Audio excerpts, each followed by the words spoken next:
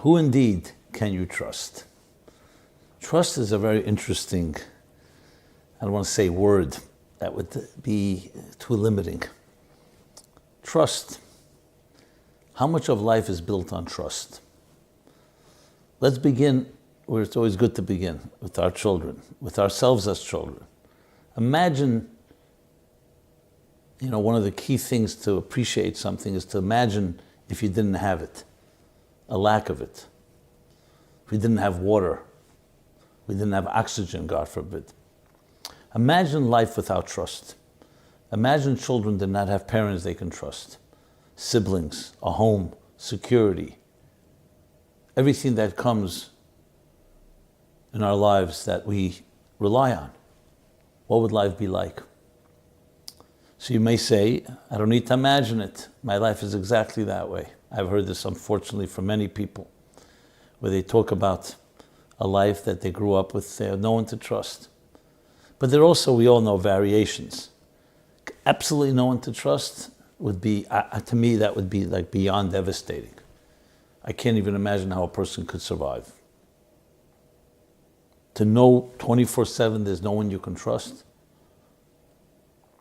In many ways, it's actually worse when there are people you could trust and then they betray you and violate you.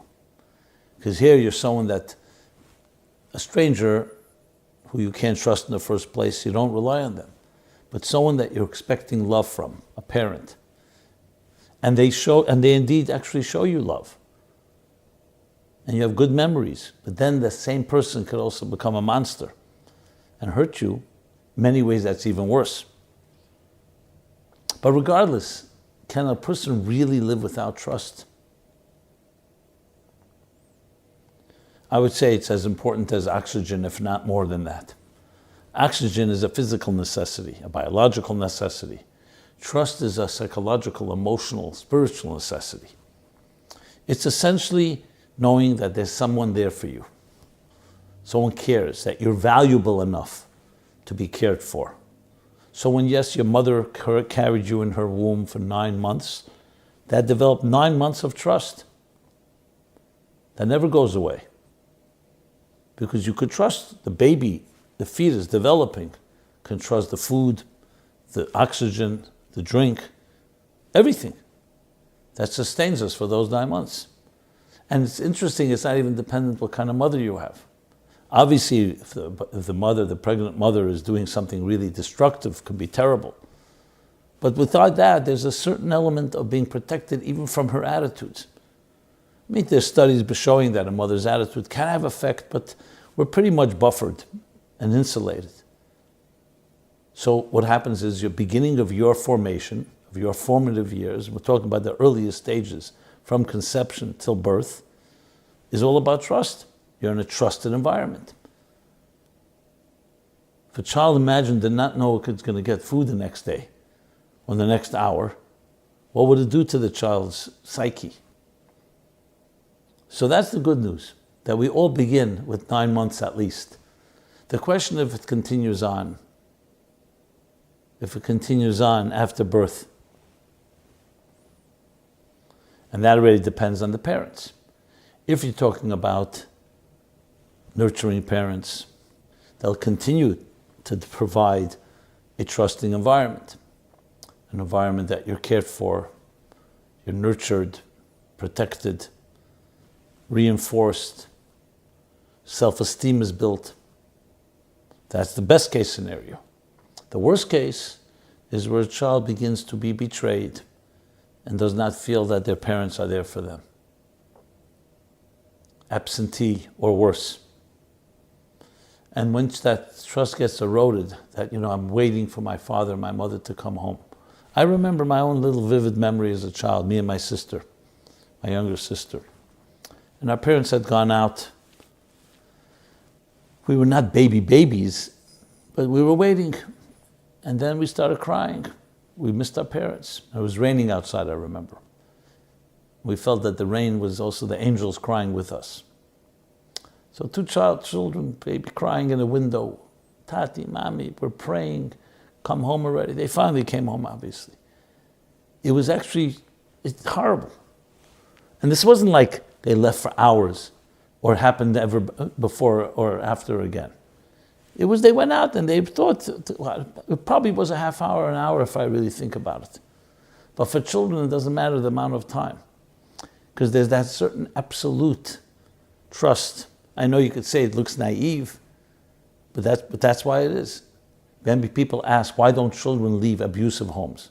Why don't they just run away? They have nowhere to run to, because for a child in their child's mentality, home is the world. Running outside the door of your house is like falling off the earth. There is no other reality. That's why children that move a lot, you move from homes and so on, it's very disruptive. A child wants to know where it's sleeping every night.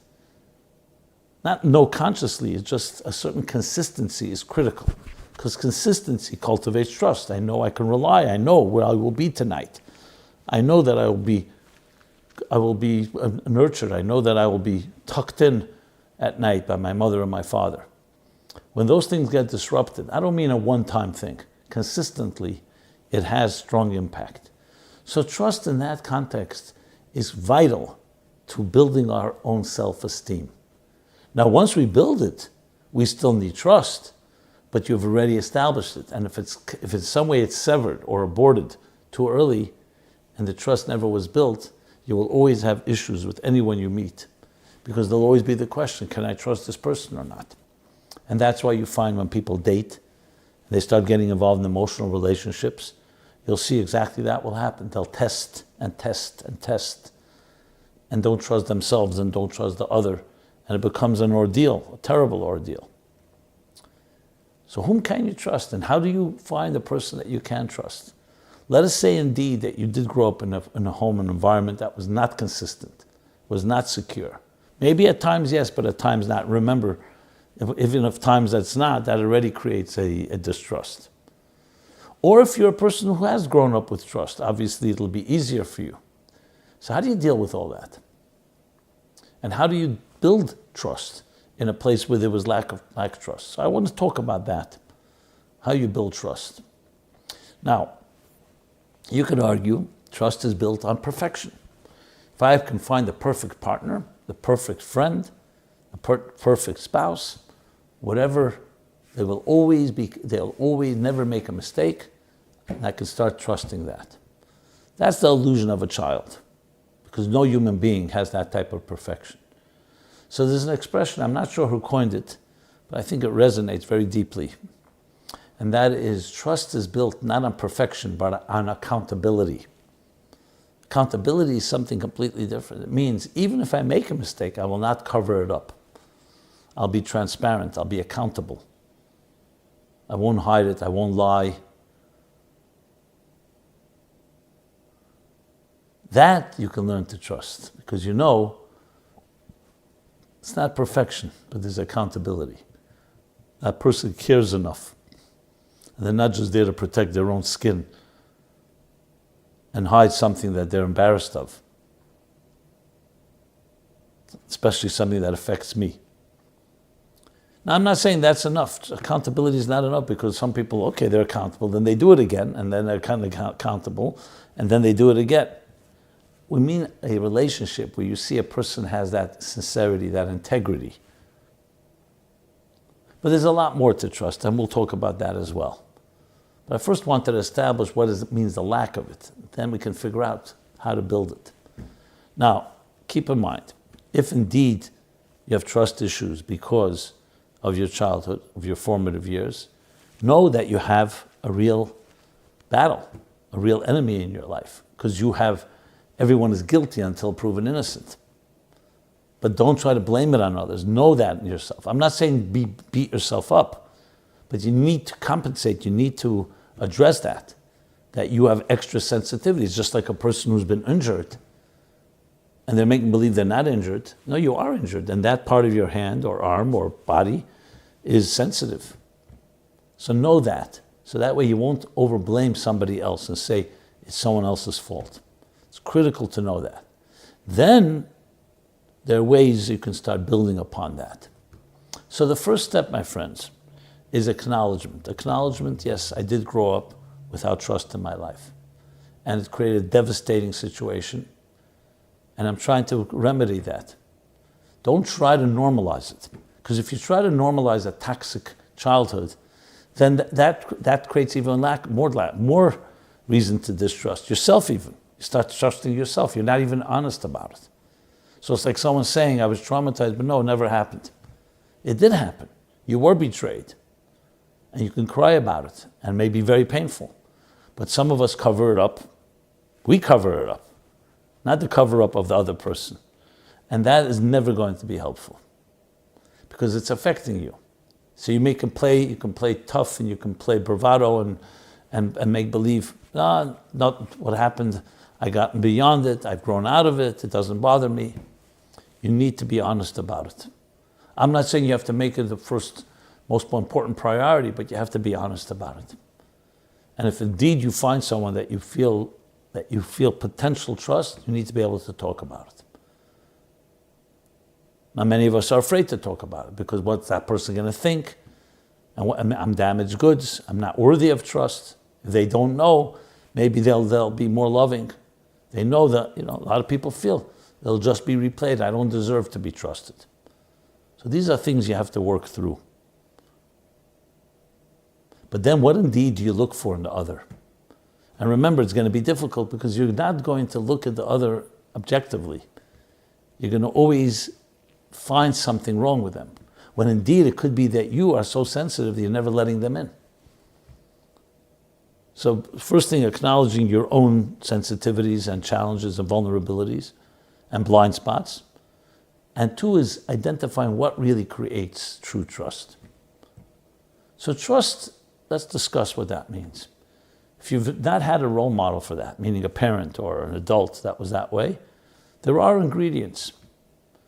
The trust that we spoke about before is in the mother's womb, and then a healthy, nurturing environment is a combination of, yes, consistency, security. You feel safe. You feel safe around this person. And not safe for one day or one night. You feel safe over a period of time. It's consistent. You begin to rely on it. Now, may there be a setback? Yes, but there's accountability. These are the things you look for. You end up feeling, you know what? I can let my guard down because this person is a trustworthy person. It's someone I know. And you could test it. I don't mean over-test and make the person crazy, but test it.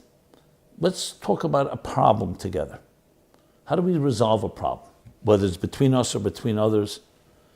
And see how they respond. You see, you know what?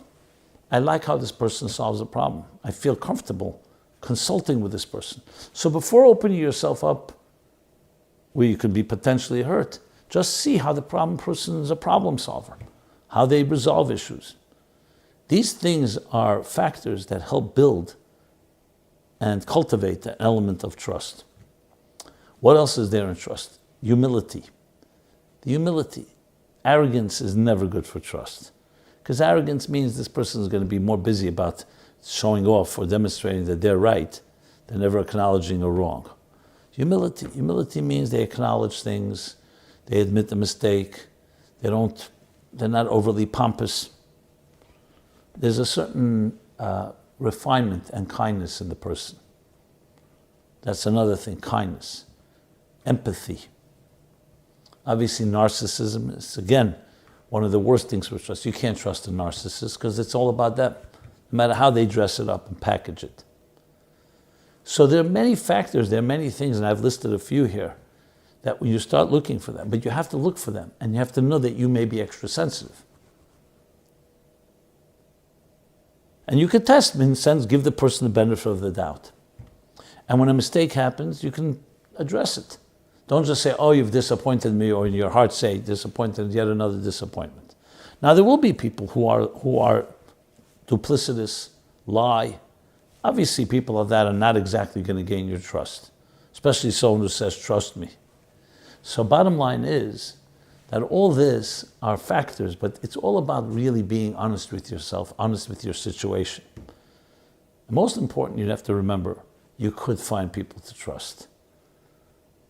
And beginning with trusting yourself, because that's often the biggest problem. What happens when our parents are not trustworthy, or other adults. We stop trusting ourselves. I thought this is a person that would love me. I thought I was worthy of love. I was wrong. And then you start convincing yourself of a new narrative. I don't deserve love. I don't deserve someone that I can trust. You blame yourself. So this leads me to something which is interesting. Of all places, you look at the currency of the United States, there's the word trust. In God, we trust. Not that we just have faith, or we believe, and we trust. I'm not sure who came up with the line. I didn't research. But I find it to be fascinating. Of all places, money. Is money a place you can trust anyone? When it comes to money, people will do whatever is good for them, for their own interests. And yet on the currency, in God we trust. Saying humans, like a Holocaust survivor once told somebody who said to him, how could you trust God after the Holocaust? He says, how could I trust God? How could I trust man after the Holocaust? I only have God to trust. I lost all trust in man. I once thought human beings would be there for me. So there's that element of recognizing that trust ultimately is recognizing something greater than ourselves, something you can hold on to, something transcendent. The expression goes, if you're bound above, you don't fall below. And that actually helps us also find trust among human beings, someone that is a God-fearing person. I say fearing, I don't mean the word fear, I mean someone that it's not about them. They're here to serve something greater. When your mother carried you in her womb for 9 months, whether she was a religious person of faith or not, it makes no difference. The fact is she provided something trustworthy. And she didn't do it on her own. She was created that way. God gave you 9 months of a head start to be in an environment where something you can trust. Without you even thinking about it, without you planning it, you didn't choose. It's not like, okay, you know what, let me shop around and say, which womb am I going to occupy? Which hotel am I going to go? Which one can I really trust? And you have all the advertisings that they say, trust us, trust us, trust us, trust our integrity, trust our experience, trust our this, trust our staff. It's all about you. All we're here is to protect you. When it comes to mother, nobody chooses.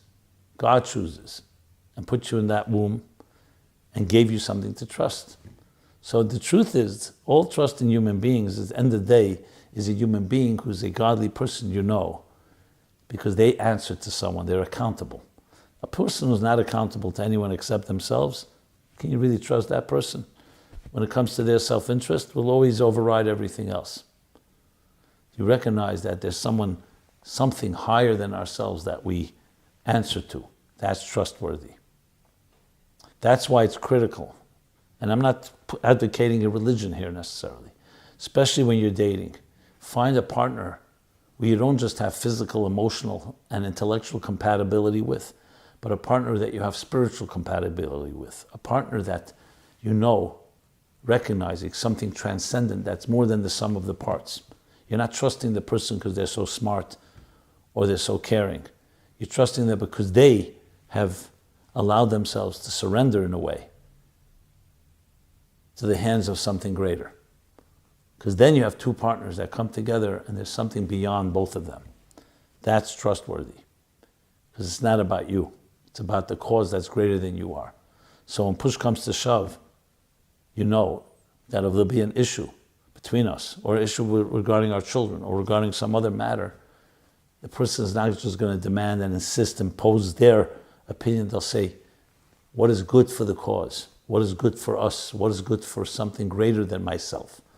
Self-interest won't be the beginning and end of it all. The selfish gene won't be the driving force. It will be the greater good. So these are some thoughts on whom you can trust. And they can apply and be applied to almost every given situation, whether it's family, whether it's at work, whether it's in other situations. So may we each be blessed to actually find someone like that. But you have to be open. You have to do your part.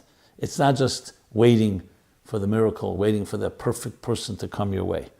You need to do much on your end to trust yourself, to recognize your own blind spots, your own weaknesses there, and to allow someone into your life.